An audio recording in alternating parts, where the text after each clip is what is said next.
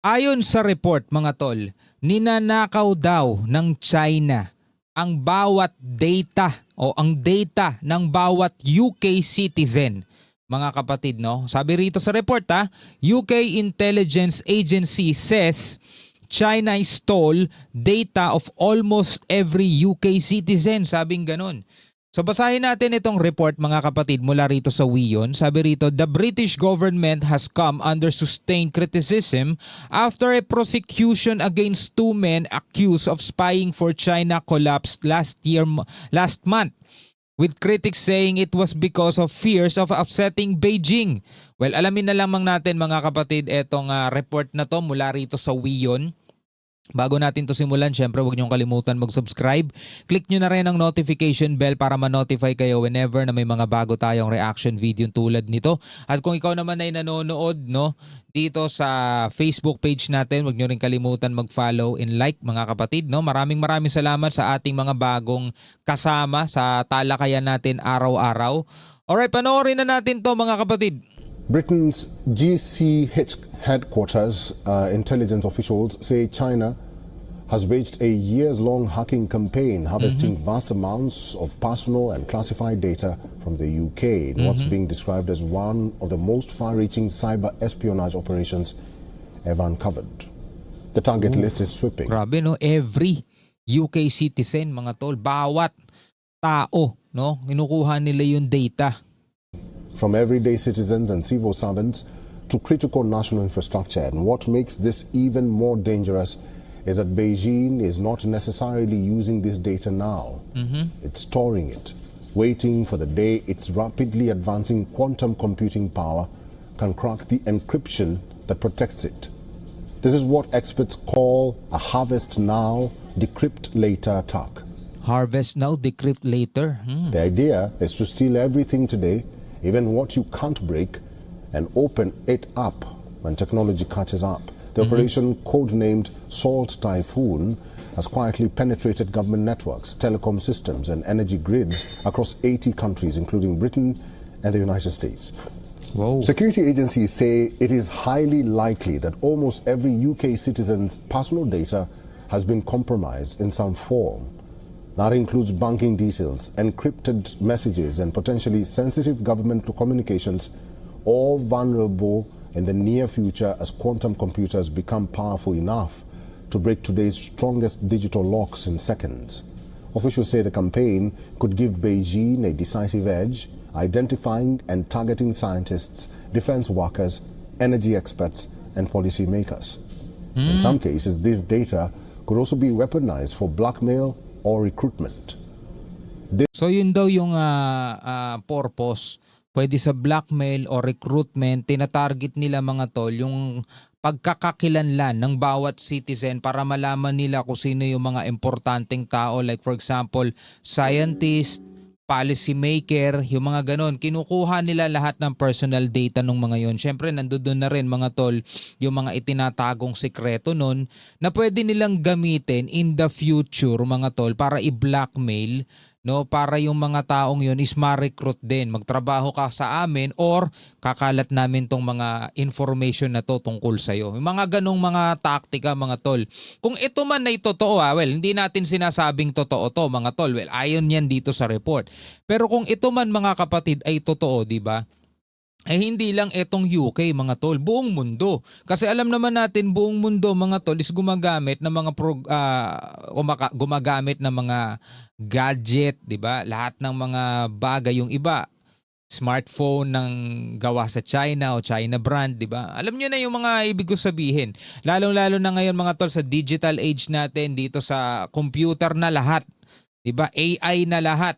Minsan may mga AI tayo, nagpo-post tayo dyan ng ating mga picture. Okay, nagtatanong tayo dyan, mga personal question natin sa mga AI. Di ba? Yung mga bagay na ganun, pwede kasing magamit yun. This cyber offensive lands at a politically sensitive moment for the government, already facing questions over why China has not yet been formally declared a national security threat. Intelligence chiefs are warning that China poses the most serious long-term strategic challenge to the UK, Nako. outpacing Russia and Iran. The race is now on to secure Britain's digital future through post-quantum encryption, new cryptographic methods designed to withstand quantum attacks, but experts admit the UK is not fully ready and that the next 5 to 10 years will be critical. For now, agencies are urging individuals and businesses to harden their defenses, use stronger authentication, and stay ahead of the threat. No, kailangan talaga nilang mas pataasin yung security nila, mas matibay na authentication, hindi lang double authentication, baga gawin mo na nilang triple. Kasi kapag sa usaping ganito, na halimbawa China, mga tol, talagang maunlad yung kanilang teknolohiya, pwede nilang pagharian talaga ang buong mundo pagdating ng panahon kapag hindi naagapan ng mga ito na nagsasabing ang ini-stall o ninanakaw ng China daw. Ito, sabi rito, ninanakaw daw ng China yung data of almost every UK citizen. Para nga malaman nila bawat pagkakakilanlan na ng mga tao. Siyempre, mahahanap na nila kung sino yung mga importanteng tao dyan. Engineer, policy maker, siguro pati mambabatas, mga scientist, lahat ng mga yon, mga tol, nakukuha nila yung mga data na pwede nilang magamit in the future. Di natin alam kung para saan, mga tol, pero sabi nga ganun, pwede daw sa blackmail, diba? Pwede daw sa recruitment. So hindi lang dito, mga tol, sa UK, buong mundo pwede. Diba? Kaya eto'y parang babala na kailangan talagang higpitan natin yung security ng ating mga ng ating mga gadget, mga password, yung mga ganun, mga tol. Grabe, no? So isa yan, mga kapatid, sa balita na ating panonoorin ngayon.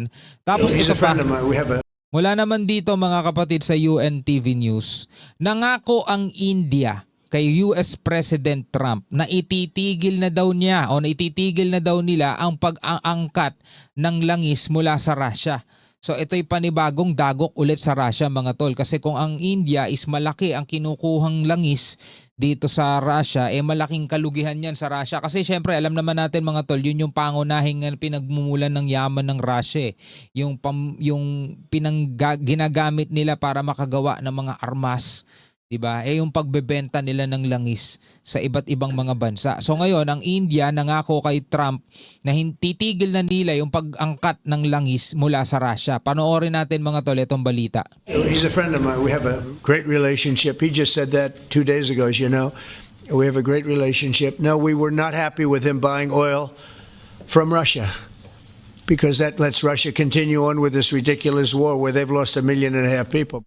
Personal na So yun nga daw yung ginagamit ng Russia, yung mga benta ng kanilang langis, ginagamit nila dun sa gera, pinampopondo nila dun sa gera. tiniyak ni Indian Prime Minister Narendra Modi kay US President Donald Trump na ititigil na ng India ang pagbili nito ng langis mula sa Russia.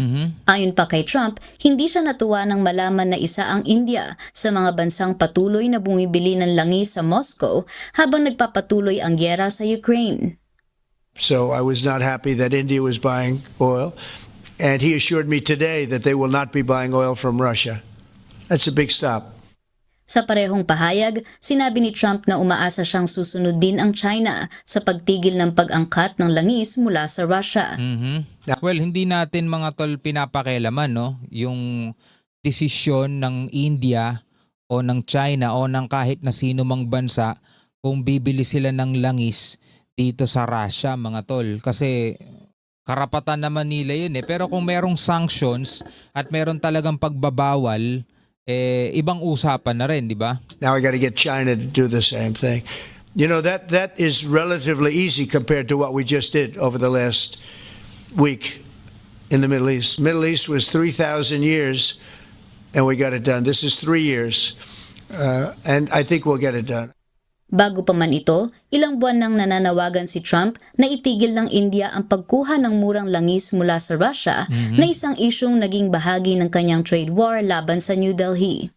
Noong Agosto, pinatawan ni Trump ng 25% tariff ang India bilang parusa sa patuloy nitong pag-aangkat ng langis at gas mula sa Russia. So tulad nga nung sinabi ni Trump, no, yung tariff yon ay nagagamit nilang mabisang tools, no, leverage para makontrol nila, no, para mapigil ang gera, para mapigil ang mga labanan, ginagamit nila itong tariff. So eto nga, isa rin sa example pa na ginawa ni Trump pinatawan niya ng tariff yung India bilang parusa sa pag-aangkat nito ng langis dito sa Russia.